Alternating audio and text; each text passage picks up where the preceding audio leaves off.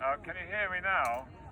Hi, hello everyone, and I'd just like to say I'm really delighted to join you all here today. I think you're doing absolutely sensational work, and I'm honoured to join arms with you and for this great cause. Sorry. Can you hear me now? Okay, sorry about that. I'm a bit of an amateur at this sort of thing.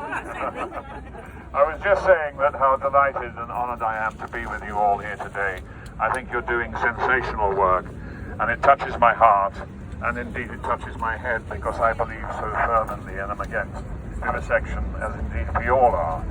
I was thinking as I was coming here what a strange animal we humans are, because I think apart from lemmings, we're the only species on the planet that collude with our own destruction. And we collude with our own destruction in so many ways. We do it in terms of our appetite, we do it in terms of fashion. It's one of the reasons why I became a vegan. I became an ethical vegan, because I feel that so many of the things that the human population impose on other species is destroying both us and our planet. And anyone who hasn't tried it, I urge you to try it, because I believe it to be the most sensational lifestyle. It connects my head and my heart without any obstruction, and it helps me sometimes speak more clearly than I may be speaking at the moment. But today we are here because, interestingly enough, the debate that was going to happen in the House across the road today about banning animal testing, I think is the first time that animal testing will have been discussed in the House of Commons. It's a procedure that's been happening for about 200 years. It is shocking, it is disgusting, and it is of course a waste of time, because animal testing is a total failure in terms of a predictor for human diseases. In fact, any other business that had a 90% plus failure rate would be out of business. And the 10% that actually gets through is luck and not science. And but I think we all get a bit kind of sucked in when the vivisectors ask us questions like, well, what are you going to choose? I mean, is it going to be your son, your daughter, your partner, your parent, or an animal? And of course, the general population will say, well, I choose an animal if anyone has got to suffer. And this is also linked to the fact that we are committed to dominion, because we believe that we have power over all other animals, and if we're prepared to eat all other animals, then why not use them for medical research or anything else? It's absolutely shocking. But here's a few examples of the real human harm and fatalities caused by applying the results of animal data to human patients. Penicillin stayed on the shelf for over a decade because the rabbits Fleming tested on led him to believe it would be ineffective in humans. 100 HIV/AIDS vaccines were tested in animals, including non-human primates. 0 worked in humans. Scientists were misled about how HIV enters the human cell because of studies in monkeys. The polio vaccine was delayed by decades because researchers using monkeys believed that the route of entry of the polio virus was via the respiratory system rather than the digestive system. The inventor of the polio vaccine, Dr. Albert Sabin, testified under oath in the US House of Representatives, stating progress was long delayed by the erroneous conception of the nature of human disease based on misleading experimental models of the disease in monkeys. The cardiopulmonary bypass machine killed the first patients it was used on, and it was only after human data was used that the machine was made safe. HIV vaccines that protected monkeys have actually increased the risk of contracting HIV in the volunteers that took the vaccine. The flip side of all this is the fact that the society has lost cures and treatments. US-based National Cancer Institute has said that we've lost cures for cancer because studies in rodents have been believed. So Sorry, you can't hear me. There's lots of facts. I hope they didn't sound too boring, all of those things, but they are very, very important because, you know, we are all being forced, and certainly the MPs who will be discussing animal testing will have all been lobbied by the most powerful lobby on the planet, and that is the vivisection community. They are getting misinformation and they are not listening to the stats. The stats that we know, and I repeat, the 90% failure rate, which would put anyone else out of business.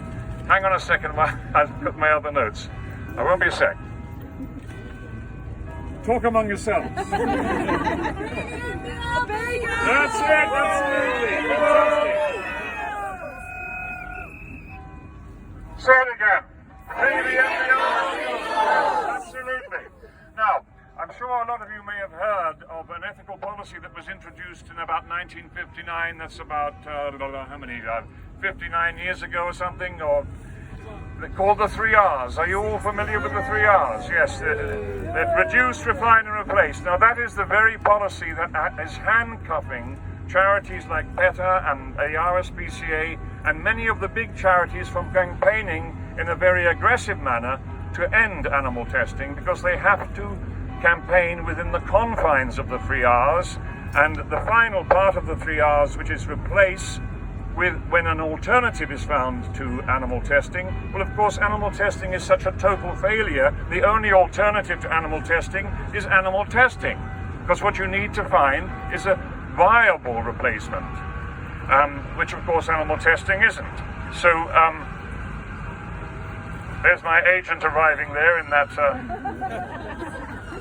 telling me to get on. Hang on a sec, thank you.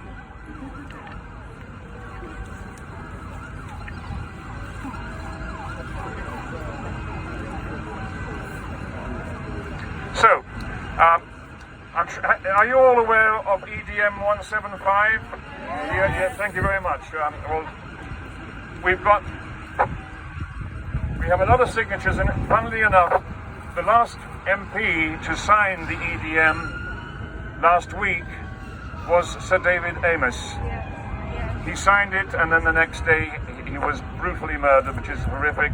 And I'm sure we all send condolences and great sympathy to his family. It's absolutely shocking. But I think he did that because he knew that this debate was going to happen.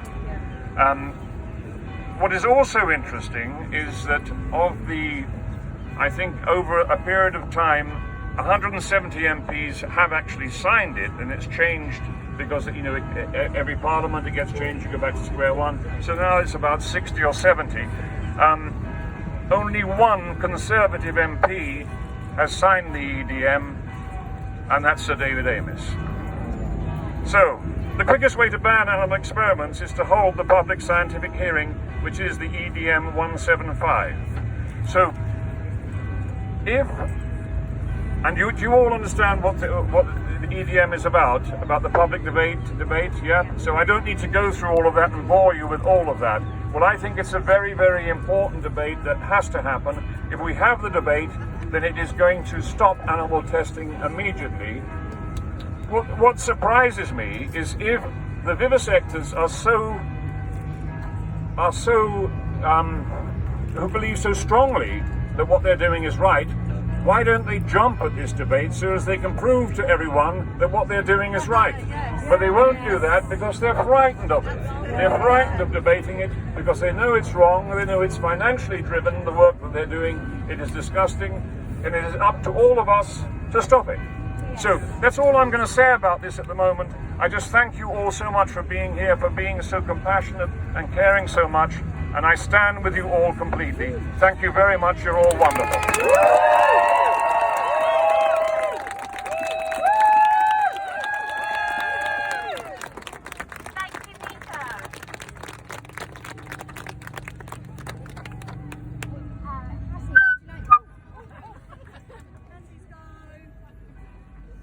Hi everybody. Just wanted to firstly thank Peter so much. He's travelled a very, very long way to be here with us today. Can you hear me? And then introduce Dr. Ian McGill.